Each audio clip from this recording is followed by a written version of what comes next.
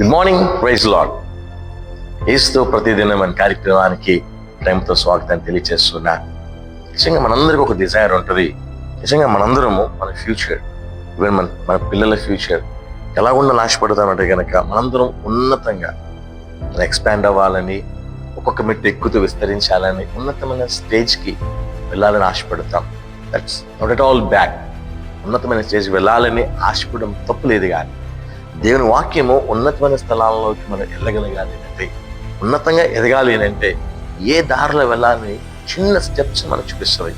ఆ చిన్న స్టెప్స్ ఎక్కడున్నాయంటే కనుక యెషయా గ్రంథంలో 33వ అధ్యాయంలోకి వెళ్ళినప్పుడు 15వ వచనంలో కొన్ని కండిషన్స్ కనబడతా ఉంటాయి. ఏ వ్యక్తి అయితే ఉన్నతమైన స్థలానికి వెళ్ళాలని ఆశపడుతున్నాడో ఆ వ్యక్తి, ఆ సహోదరుడు, ఆ సహోదరి ఈ నామ్స్ అన్ని మీట్ అవ్వాలని చెప్పి వాక్యం చెప్తుంటుంది. ఏ నామ్స్ మీట్ అవ్వాలంటే కనుక ఫస్ట్ మాట నీతిని అనుసరించి నడుచుచు, రెండవదిగా యథార్థముగా మాట్లాడుచు, తర్వాత మూడవదిగా నిర్బంధన వలన వచ్చు లాభమును ఉపేక్షించుచు, నాలుగవది లంచం పుచ్చుకొనకుండా తన చేతులను మలుపుకొని, ఐదవది హత్య అను మాట వినకుండా తన చెవులను మూసుకొని, ఆరవది చెడుతనము చూడకుండా కన్నులు మూసుకున్నవాడు ఉన్నత స్థలమున నివసించు.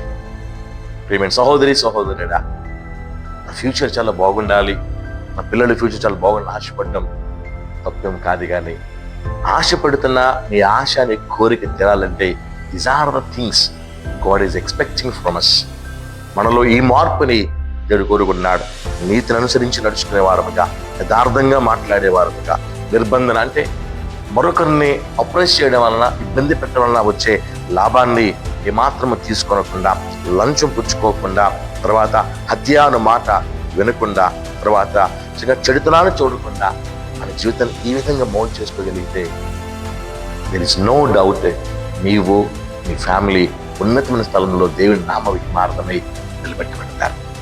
దేవుడు నిన్ను, నీ కుటుంబాన్ని ఉన్నత స్థలంలో నిలబెట్టాలని ఆశపడుతుండగా నీ నుంచి ఎక్స్పెక్ట్ చేస్తున్న విషయాలని దేవుని దృష్టిలో నువ్వు కలిగిన వాడినిగా నడుచుకో. నేను ఆశీర్వాదం కలిగి నీ ఫ్యూచర్ని ఉన్నతమైన తయారు చేసుకోవాల్సిందిగా ప్రేమ తెలియజేస్తాను. This is for hour meditation today. God bless you and bless this time. Walk with Jesus and be blessed.